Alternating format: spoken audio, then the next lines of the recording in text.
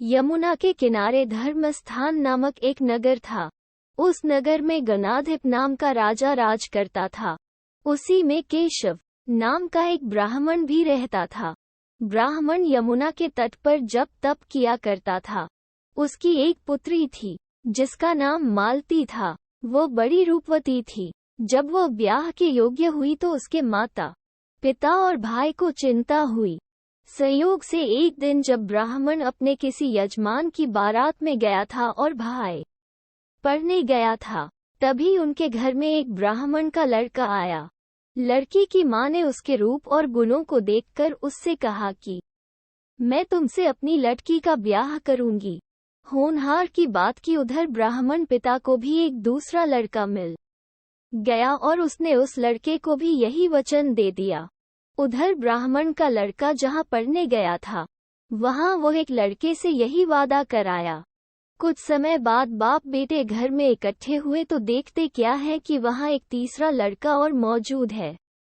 दो उनके साथ आए थे। अब क्या हो?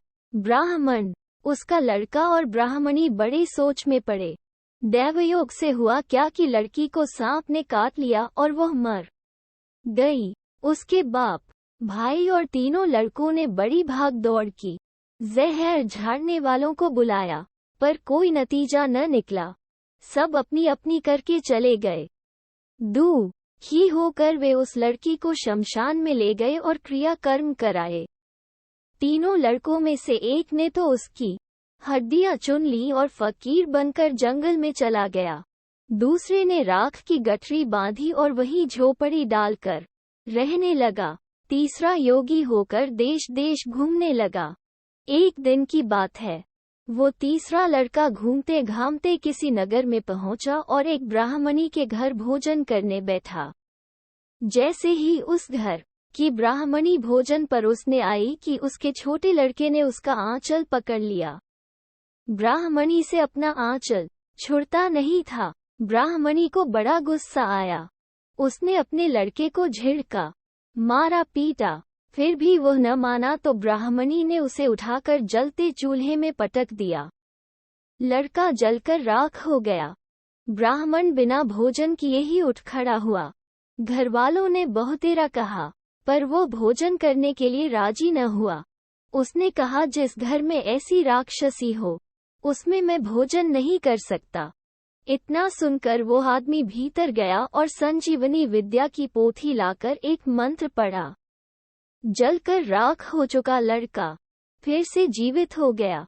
यह देखकर ब्राह्मण सोचने लगा कि अगर यह पोथी मेरे हाथ पड़ जाए तो मैं भी उस लड़की को फिर से जिला सकता हूँ। इसके बाद उसने भोजन किया और वहीं ठहर गया।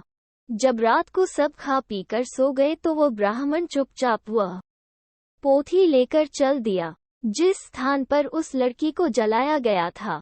वहां जाकर उसने देखा कि दूसरे लड़के वहां बैठे बातें कर रहे हैं। इस ब्राह्मण के यह कहने पर कि उसे संजीवनी विद्या की पोथी मिल गई है और वो मंत्र पढ़कर लड़की को जिला सकता है। उन दोनों ने हड्डियां और राख निकाली। ब्राह्मण ने जैसे ही मंत्र पढ़ा, वो लड़की जी उठी। अब तीनों उसके पीछे आपस में झगड़ने लगे। इतना कहकर बेताल बोला, राजा, बताओ कि वो लड़की किसकी स्त्री होनी चाहिए? उद्धरण चिन्ह। राजा ने जवाब दिया, जो वहां कुटिया बनाकर रहा, उसकी। बेताल ने पूछा, क्यों? उद्धरण चिन्ह। राजा बोला, जिसने हड्डियां रखी, वो तो उसके बेटे के बराबर हुआ। जिसने विद्या सीखकर जीवन दान दिया, वो बाप के बराबर हुआ। जो राख लेकर रमा रहा, वही उसकी हकदार है। राजा का यह जवाब सुनकर बेताल फिर पेड़ पर जा लटका। राजा को फिर लौटना पड़ा और जब वो उसे लेकर चला तो बेताल ने तीसरी कहानी सुनाई।